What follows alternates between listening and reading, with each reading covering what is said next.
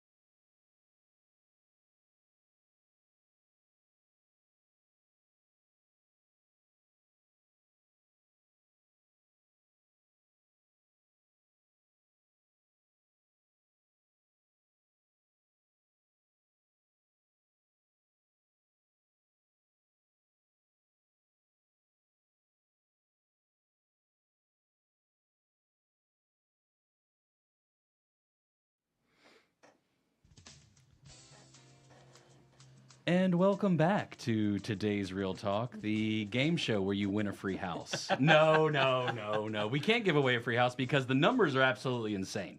If we were giving away houses in this marketplace right now, that would be a very scary thought. Justin Ckezepis with you. Today's Real Talk. WSICnews.com, we are live streaming this video. Facebook, we are live streaming this video. Instagram, we are live streaming the very first time for WSIC. Twitter, also LinkedIn, we are also live on video on as well. I'm joined in studio by Josh and Charlene Dearing of the Dearing team with Serhant, brokerage coming into North Carolina with what seems to be fire systems that are really going to help buyers and sellers navigate this marketplace with you guys as experts behind the helm. So let's talk about buyers in the marketplace right now, because everyone is wondering what the heck is going on with real estate. When Jay Powell comes on the stage and talks about interest rates and things are going to change, and do I need to sell my house on sale tomorrow so the market doesn't take a nice dump on me, right? Like, so how do you navigate this market for buyers and the way you guys see it right now? I think it's important that buyers know where their information is coming from and making sure that it's a trusted, reliable source. Also, things on a national scale aren't necessarily what matters for people right here in Cornelius and Lake Norman. You know, what's going on in other Right. places in the country where things are slowing down, that's not necessarily the same case here. So just being with somebody who knows the market, knows the area, understands prices, days on market, all of that I think is super important. Yeah. Well, I read something the other day that roughly 92% of owners have a less than 6% interest rate. And so I think what's happening is they're locked into such a good rate that they're not looking to sell and dive into maybe obviously a higher rate. So inventory's been somewhat tight right now, but it's still a great time to buy because, you know, it's not dog eat dog out there where, you know, earlier, you know, COVID or after COVID, you were 20,000 over asking, fighting 10. 20,000, that's light. Yeah. 20,000, let's be 20,000 honest. and That's non-refundable due Yeah, diligence. yeah. I mean, you were giving up your firstborn just to try and, you know, get a house. But it's not like that now. So I think that is I wanted to say that because it's good to know. You know, it's good for the audience to know that we can get you closing costs now. We can get your interest rate down. We're doing 2-1 buy downs now. So explain what that means, a 2-1 buy down for somebody. So basically, we're working with solid lenders out there where Charlene and I are negotiating closing cost coming from the seller in order for us to get that. Obviously, we're looking at, you know, properties that are probably been sitting on a little longer. You're not going to get, you know, 10,000 in closing costs on a house that just hit the market, but if it's, you know, if it's been sitting there a little bit longer, we're able to really get more closing costs. We're able to use that closing cost and help buy down your rate. So what the lender does is they take, you know, basically that money and they use that to buy down 2 points in the first year and then 1 point in the second year. 1 point in the second year. So I think that's solid because who knows what's going to happen in 2-3 years Right. from now when you could potentially refinance and, you know, your rate may be even lower, you know? And so you're talking about 2021, 2022, the dogfight that Yeah. was real estate, right? Who would have ever guessed that the market would have just exploded the way it did with COVID? I think everyone being locked up in their house and like, oh my gosh, I need it. And then you've got so many people moving here from other places where the demand is real. Yep. You can't say it any other way. When I sit on these boards and these local committees that are talking about affordable housing, the only real solution is supply. Yep. So the supply is not going to catch up with the demand. I hope not anytime soon in North Carolina, because the only way that really happens is if jobs slip away, and nobody wants that in reality. So when you've got this market that is just on fire, and now things kind of take a little bit of a breather. I don't want to say a pause. It's not paused because you've got so many people moving here with cash as well. How are you guys navigating when you've got a buyer with cash? What are some of the techniques you guys can use to really give yourself a strong position? So I think it really depends on the property and knowing how the property's priced originally, you know, knowing how many showings are set up because we're able to see that. So when we go in and schedule a showing for our buyer, we know if there's, you know, if showings are completely booked during the day, we know that that means there's a lot of other people looking at that house. So we're really good at gauging interest to see how hot the house is. This way we kind of know too, you know, our competition and what else we're going up against. We always ask the listing agent that as well, Absolutely. like, you know, do you have any offers? Are you expecting offers? They don't have to tell us if they have any that are cash, Sure, but that there's a doesn't little bit mean, of rule there. that Yeah. doesn't mean we're not, you know, just kind of asking Well, and you know seeing what me, we can I'm find out. I tiptoe the line a little bit, but definitely, Charlene's telling him to calm down over Look, here. now. ask- As your broker in charge over here That's now. right. But you know, you got to ask the right questions, and I think, you know, reaching out to the agent, kind of being prepared before you even go in to see the house and having all the information is what makes you know, us knowledgeable. But you were asking earlier, you know, what we do differently, and I feel like when people come from out of state and they're coming here to look at properties, or even if they're in state, they may be, you know, in other hours away. It doesn't matter. Either way, Charlene and I are trying to give them this overall like knowledge of what's happening around them, why this is a great buy, because they may not know that down the street there's a brewery that's being built, you know, that's going to bring, you know, value to their property. And it's just knowing that and knowing what's going on around you and being like, we said earlier, being born and raised here and just seeing the growth and always in the know, man. We're always in the know. I think that's a different skill, if you will, that we bring to the table than probably some of these other agents because we've been around the block. We know what's up. Yeah, and just like explaining due diligence to people who aren't experienced with that, especially from out of state Yes. too. And then people who do live here who might have heard of due diligence before, but they're not sure what to put down. I mean, Josh and I are on both ends of it. So we represent buyers and we represent sellers. So we really know what's competitive, what's going to get the deal done. If it is cash, we know we can go a little bit shorter on a due diligence period because that's more attractive to a seller. We can offer things like rent backs, just different situations where we can really pivot and make sure that our buyer's offer stands out. And if somebody's got a question, 844-STUDIO-4, if you want to give a call, let's see. I mean, maybe someone's got a question that's just lingering in their minds, right? People search for real estate on the weekends. They drive past, honey, what do you think that's worth? What do you think that is? And that's how it starts, right? It starts on the internet most of the time for people. So whenever you guys get introduced to somebody new, how do you make them feel comfortable with knowing like where the market's at, what it's been like? What are some of those things that you try to tell these buyers that are looking? Yeah, I think first thing we do is when we talk, and they're coming to meet with us, we want to offer them an opportunity to ride in the car with us, because as we drive, we want to give them that hometown experience. We want to talk about the schools, and give them a heads up on what's going on, like I was saying earlier, the development around these areas, these neighborhoods that are, just increasing in value. So giving them that hometown feel, I think that helps us, really get in to be connected to these and finding out, who they are, how many kids they have, what are their hot points, do they have a dog? It's just stuff that you would think you take for granted, but you need to know the client that you're dealing with and just get to know them on a more personal level. So that's how we do it. You've mentioned schools a couple of times. So as people move here to the area, how important has schools been in the conversations for folks? It's very important. People just aren't really aware of our different school systems. If there's private schools, charter schools, all of that good stuff. So as real estate agents, Josh and I have to be very careful. Obviously, we can't steer people in any direction whatsoever. However, we have multiple different resources where we give them links to schools, average test scores, ratings, all of that good stuff so that they can make a very educated decision when it comes to that. Do you think that do you think Cornelius in particular, do you see the demand for Cornelius slowing off at all anytime soon? No, absolutely not. No. What do you think makes Cornelius so unique compared to other areas? Go ahead. You go. No, you go, sweetie. No, you go, you know what? sweetie. I think Cornelius, and you know this, but let's talk to the audience here. I think Cornelius is a more established, developed area. I think they've done a lot of things right. It's the most, as you know, the most southern tip of Lake Norman. It has a lot. As far as houses and everything, yes. Huntersville's got some. Huntersville's now. got a few, but not they got much. a few. Yeah, 73 right now. These new construction ones that are popping up, these mega mansions just popping up on Sunday. This is crazy. Yeah, but I think I'm born and raised in Huntersville, and I live in Cornelius now, so I've tasted both sides. Traitor. I know. Don't tell my Huntersville friends that I'm saying this, but yeah. So I just think Cornelius is. It's much smaller. It's like a quarter of the size of Huntersville. It's smaller. Yeah. It's a little more close-knit, I would say. More intimate.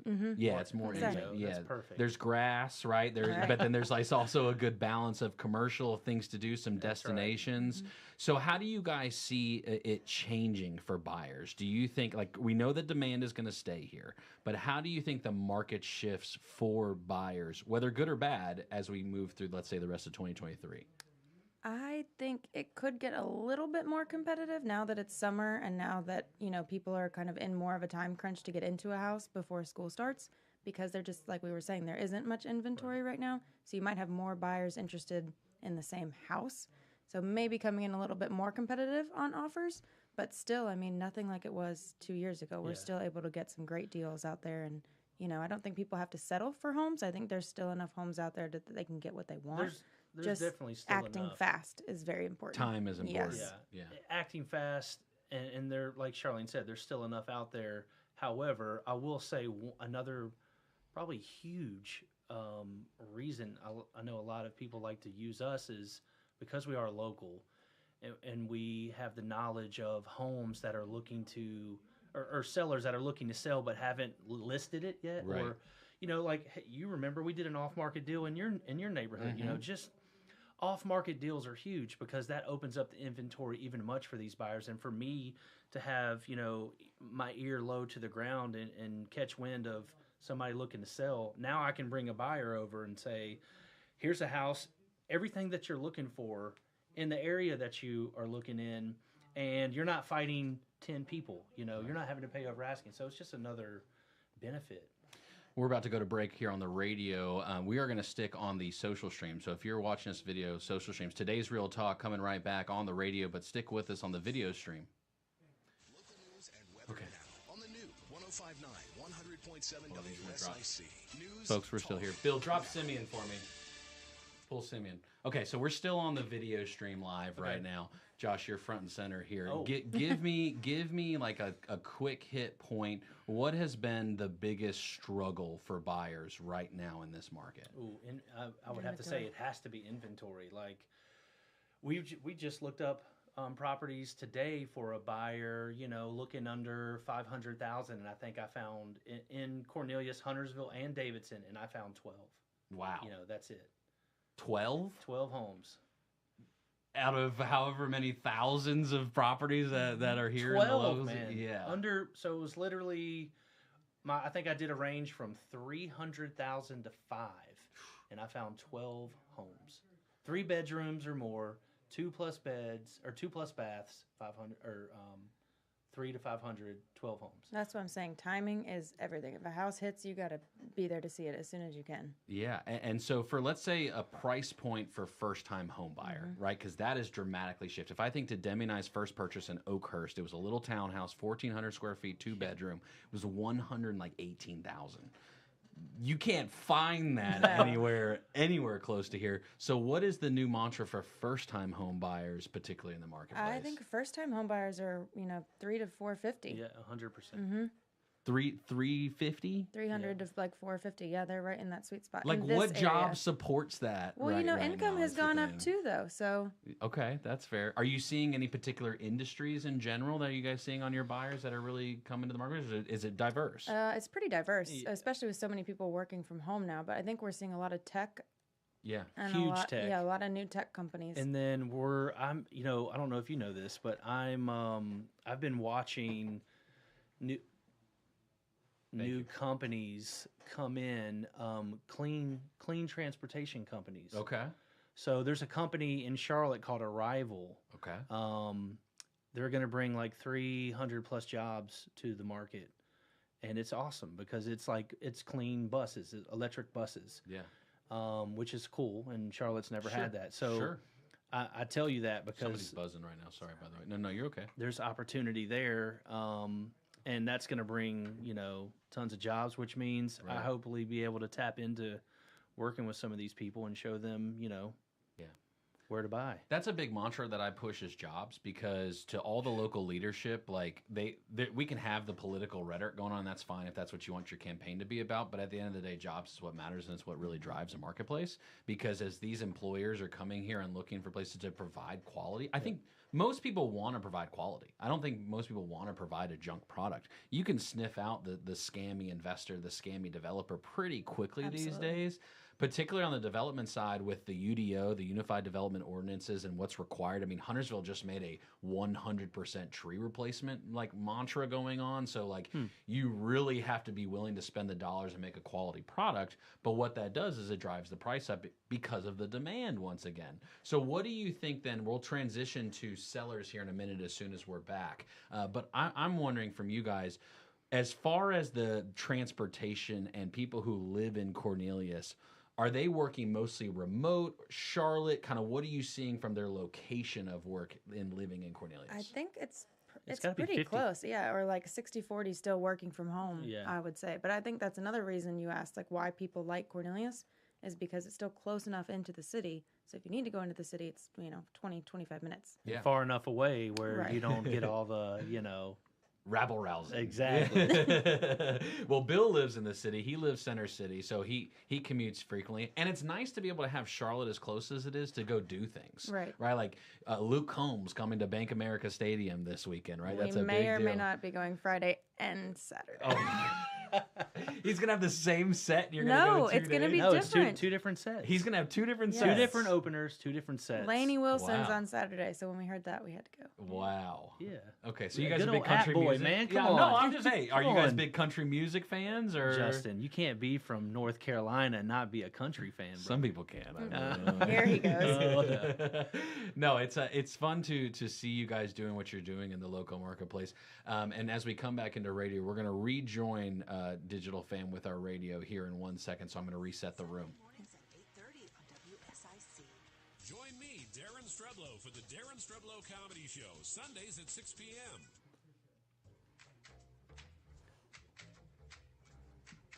Today's Real Talk. Justin Ckezepis, North Carolina attorney, real estate broker, and investor, joined right now by Josh and Charlene Dearing of the Dearing team. Serhant, the brokerage firm coming into North Carolina, taking it by storm. Everybody needs to calm down and watch out. We do have a phone caller on the phone, though, 844-STUDIO-4, if you've got a particular question about real estate in the local marketplace. Patricia's on the phone. Patricia, how we doing? I'm good. How are y'all? Oh, another day in paradise. What can we do to help? Well, I was telling the other guy, I heard the back end in the middle, and I just had a few questions letting you know, besides Country Western, you got to do NASCAR. Oh, well, NASCAR, we do. We carry Cup Series here on Sundays. We do carry Cup Series. So if you're a Cup Series fan, you better be listening to WSIC. Okay, I shall. But I was born and raised in Miami through Pembroke Pines, moved here in 2005. I live in the northern end near Huntersville, like across the county lines. Great community. Charlotte is huge. Yeah. Highland Creek. Okay. I'm in Highland, yeah, okay. And it was a planned, I mean, the Allers gave up the land, a very nice planned community. But we're also now being dwarfed by apartments, fighting developers. My question to you guys is, are you going to expand, like if I gave you a $1.4 million custom home listed in Maggie Valley? It's absolutely gorgeous. Or are you going to concentrate on Charlotte and helping? There's a lot of dilemmas. There's a lot of places, you know, that need help and communities. And will you just gauge on $1 million homes? That's a great question, But Patricia. you did answer that by saying you went to look at 350,000. So Absolutely. No, that's a great question. It's a great talking point. What we're going to do is we're going to go ahead and pull off the call, Patricia, and we are going to answer it. So please stick with us if you're on the radio or if you're on the video stream. Either way, we really appreciate the call. And anybody else who has a call wanting to know about North Carolina real estate, business, or life, and specifically we're talking about Cornelius right now, but really the North Mech region, Iredell County region, Josh and Charlene are true experts really across the board. But to Patricia's question, it brings up a great point. We're hearing it, we're seeing it everywhere right now. There's this kind of battle going on, right? As new projects come forward, we're all familiar with Laguna, right? At this point, How can we not be? I'm working on getting Jake on air probably next week. Hopefully, I keep bugging him a little bit to talk about it because there's this NIMBY conversation right now, not in my backyard, to where, and I think it's more than not in my backyard. Another way I've heard it is, okay, get in the castle, now close the door. Right. And a lot of people who are here don't want this to turn into this kind of major metropolitan style area. For the person with that concern, maybe that's a seller, let's say in the marketplace, how do you have that conversation with them right now? With the seller, Yeah. I think it's just inevitable, man. I mean, it's growth everywhere you turn. I think it's just going to happen. I mean, perfect example. We're in Cornelius. We live in Magnolia Estates, and I can count on, both hands how many people didn't really care, but the rest of the neighborhood, they're building like a massive greenway back behind us. Mm-hmm. I mean, it's going to happen. So growth is going to take place, and I think as a seller, you just got to take the good with the bad pretty much. And you may not be looking at, all woods and behind your yard, or if it's coming close to your house, but once it happens, it's probably going to raise the value, and you're going to bring more people, more development, more things are going to take place. So the hindsight is your home value increases. Well, it also depends on what the development is, obviously. If they're putting condos behind your house or if they're putting a greenway. I mean, a greenway is great for us. Sure. We have access to Birkdale. That's a huge Who selling doesn't want feature. more parks? Well, it depends on the person, though, Yeah, sometimes. absolutely. Just, you have to take some of the good with the bad, but I Sure. hope that, the town really balances things out. None of us want apartments everywhere. We don't want the roads more crowded. I mean, you have to look at all of it as a Yeah, whole. well, I think they're doing it right. I agree with that. I think as they start to build, they're hopefully they have a game plan of how can we make sure this traffic doesn't bottleneck here, or how can we restructure this. And I know they have plans already for widening. Oh yeah. 73. And, Yeah, you know, 150, Expanding Bailey 73, Road, yeah. Bailey Road, Ckezepis, they're all on the list. They're all on the absolutely. list, yes. So they're Cornelius, although DOT can be a little slow, but Sure. it's going to get there. It will eventually, and I think what a lot of people, the misconception is, well, why aren't these developers building more roads? And the developers do a lot. I mean, the towns require the developers to put in a lot of infrastructure. Right. But when you're That's talking a about good your point. major thoroughfares, North Carolina does not approve dollars unless there's a need. Exactly. And so until you've got a problem, you're not going to get any money from the state. It's an interesting conversation happening right now about impact fees and developers basically putting money into a pot. So then that way the towns can make some decisions and have cash on hand to make improvements. There's a lot of discrepancy right now in North Carolina as to whether that should be allowed, should not be allowed. When you're talking about elected officials, right, it's almost a non-starter because good luck getting elected by saying that. But Right. at the same time, we've got to come up with some type of solution. There's got to be some type of conversation and dialogue. So going back to sellers then at this market, are you finding your sellers staying in the local marketplace, or are they only selling if they're getting out of town? I think we have a lot of people staying here. Yeah. The only really times we have people moving out of town is like, for a job or something like that. Or we have people that want to upsize, but they don't want to leave. They want to stay Yeah. normally in this very general vicinity. I mean, we have a lot of people that are like, I need to be exit 30 to exit 25, nowhere else. Do That's not right. show me a house if it's past those limits. Sure. Yeah, no one wants to leave. And look, I'm 40 years old. I haven't left, Justin. I don't think you're ever going to leave. No, I'm not ever going to No, leave. listen, I would never leave. The reason being is this is the halfway point between, obviously the north and the south. And I feel like there's so much going on. You got 3 hours to the beach. You got 2 hours to the mountains. You can do whatever you want to do. You can enjoy both sides. She's a beach girl.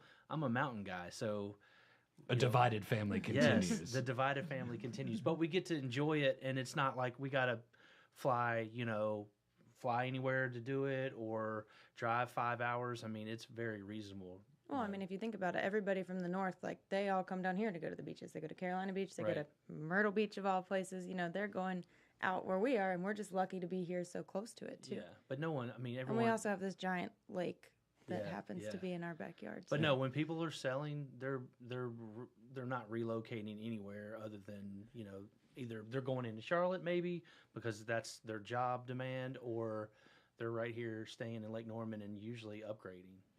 Let's briefly talk about Charlotte. It's a big conversation. It's not a little one. A lot of people in the North Mecklenburg territory in particular, South Iredale in particular, they don't want anything to do with Charlotte, right? When you think about it. When you ask them personally, how do you feel about Charlotte? What did you call me? That's basically the reaction you get. But there is a lot of benefit to being close to the city. Like we talked about, the airport alone, right? Yep. The international airport having that close opens up a lot of doorways and a lot of opportunities to where companies are willing to be in North Mecklenburg, South Iredale because of the proximity to an international airport. What are you seeing as some trends in Charlotte in particular? Because that's a even more diverse marketplace in all the different neighborhoods and pockets. That's one of the number one requests we get is they want to be in close proximity to Charlotte Douglas International Airport. And most people don't understand what the other side, if you're not from here, if you're coming from out of town, people are like, we just want to be within a 20-mile radius. So then we start kind of telling them about all these That's a different big areas, radius. showing them, and then they really get a feel. And most of the time, people end up right here around the Lake Norman area just Yeah. because of what it has to offer. I mean, like we said earlier, you're so close to the city. If you want to go into the city, great. If you want that opportunity, if you never want to go into the city, then fine. I mean, you don't feel like you're in a major city when you're in the suburbs of Charlotte at all. No, I love Charlotte's my baby. It's clean. You know, I love going up there to enjoy. You got baseball game, basketball. We got a soccer team now, man. We do. We just went the other night. Did you? Did you have fun? We happened to use somebody's Oh, ticket. yeah. Did you have fun? That's right. They Did were you- your tickets. Did you have fun? Thank you, by the way. Yeah, no problem. Did you have fun? We did. Justin, man, we had a blast. I love Charlotte, man. Just being everything's kind of, you can walk now. You know, the walkability is phenomenal. So yeah, I mean, we had a blast, brother. The thing I love about the Charlotte FC games, the nighttime games. Oh, yeah. Like you get out there at night and it's So like a fun. glow stick party, Yes, you know what I mean? I Like you're know. out there having a good time. If Panthers want to win and they want to rally, they need to have night games like that. Absolutely. That's what the NFL The needs to intensity do. of those soccer games, man, the Panthers need to take note. That's right, absolutely. You're listening to today's Real Talk, the show where we focus on North Carolina real estate, business, and life. 844 Studio 4. Give a call. Josh and Charlene Dearing of the Dearing team, Sirhan Real Estate, here to answer those questions. Coming right back. From Statesville Oh, to yeah. Huddersville, serving you better than ever before. We're keeping you connected. WSIC News Talk Now. We're going to take a break, people, on the stream real quick. Christmas in July is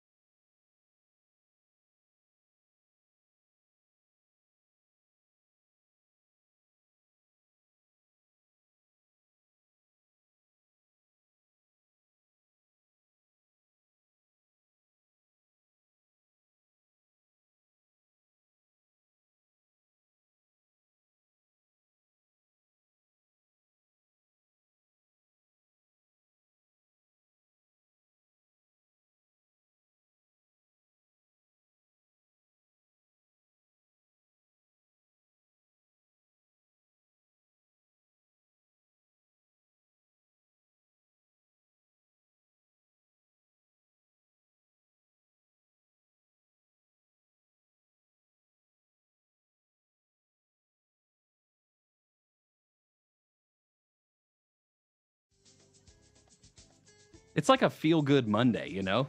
Man, Oh, it is Monday. It is Monday. It's only Monday. It's not a holiday week. You're listening to today's Real Talk, the show where we focus on North Carolina real estate, business, and life. 844 Studio 4. Still a couple minutes left if you've got a question about real estate. I'm sitting down with two expert brokers here in the Cornelius marketplace, Josh and Charlene Dearing of the Dearing team, part of Sirhan, which is a new brokerage firm here in North Carolina. You may have heard of Ryan Sirhan from $1 Million Listing New York. No, he's not just a joke on TV. He actually has real estate systems, does really, really big deals, and does a lot of them. And so Josh and Charlene now are part of Sirhan, and they are coming here into North Carolina. I appreciate you both being here with me. We've talked a little bit about buyers We talked about the process. What is it like for them? What's it been like and where are we at now in the marketplace? We talked about sellers. What's the reality of being able to sell in the marketplace and stick around if you want to? Let's talk about the people that are renting right now. And maybe like they're not even like, where am I? Am I a buyer? Am I not a buyer? You know, they're still kind of leaning and teetering. What are some of those steps that buyers that may be entering the marketplace? Because it doesn't have to happen overnight. It's a big decision to buy a house. I don't think everyone has to buy a house. But for those people renting right now that are considering, what would be a couple of practical tips you guys would want to remind them of as they begin that kind of looky-loo process? I would say one of the most important things is, one, connecting with obviously a local real estate agent like ourselves who know the area and, you know, where you can get the best bang for your buck, just things like that.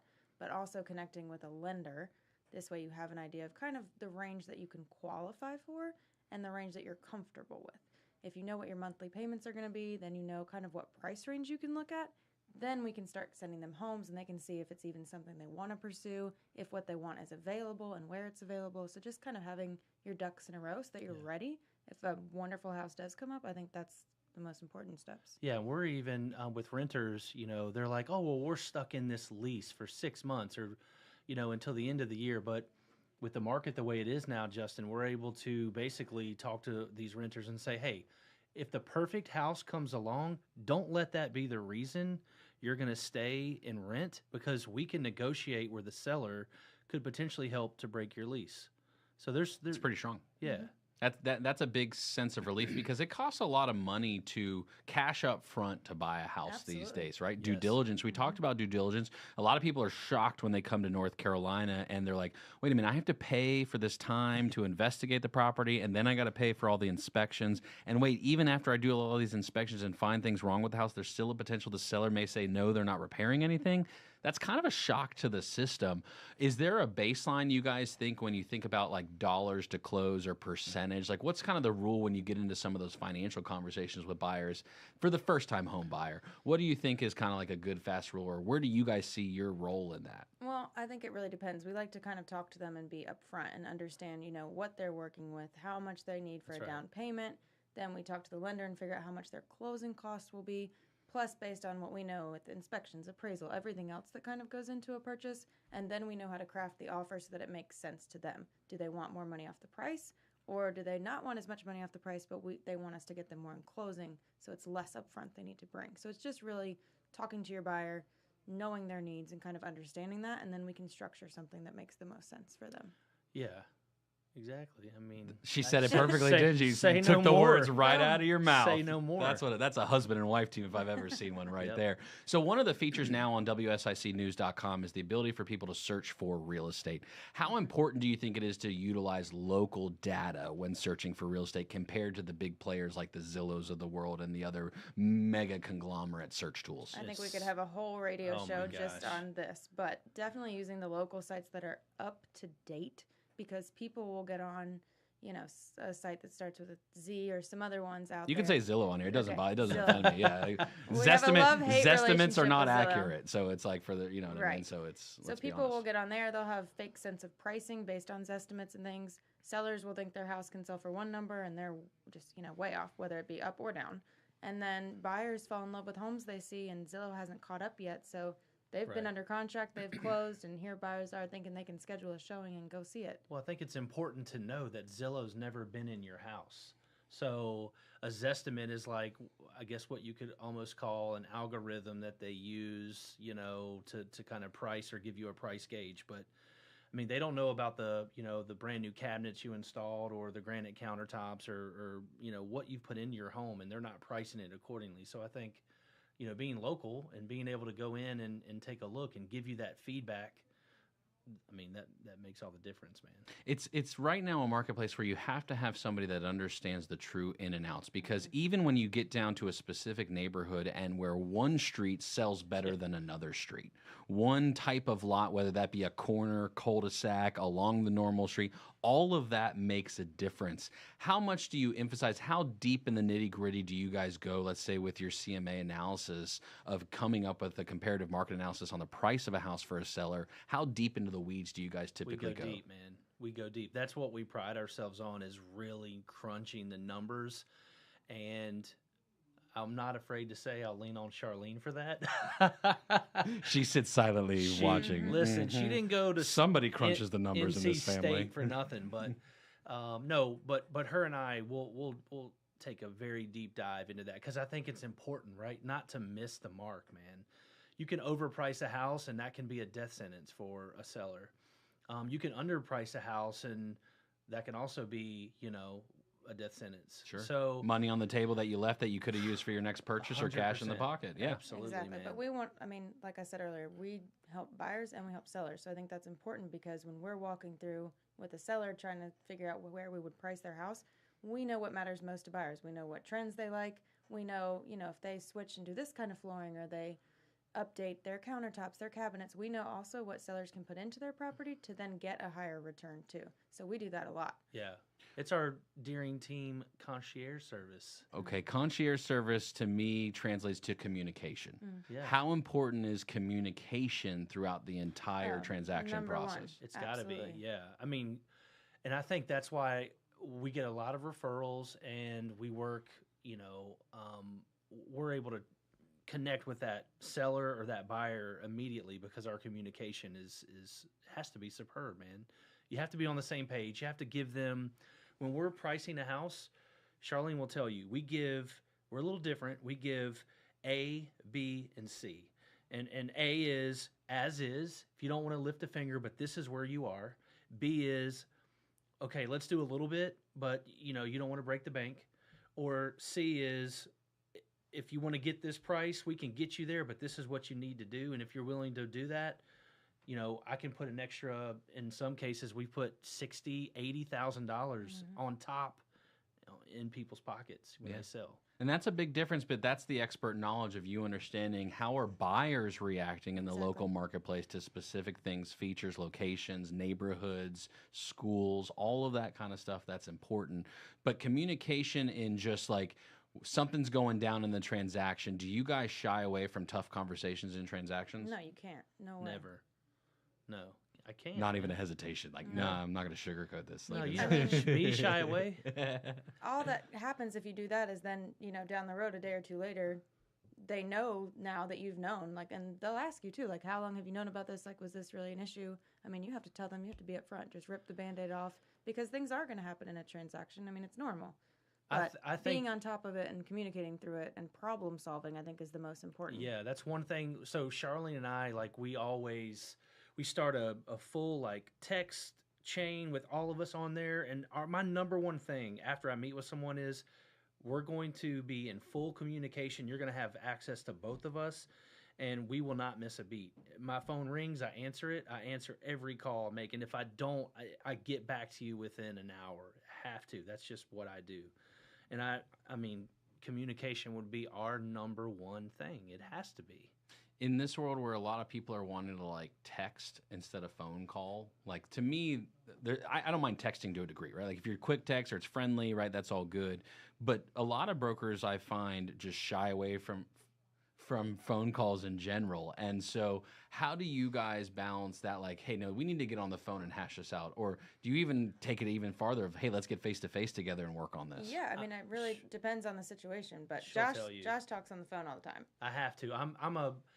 Because I feel like things can get misconstrued or muddied up when you're texting, and you can't. That's with anything I do. That's with a client. That's with a broker, because I want to.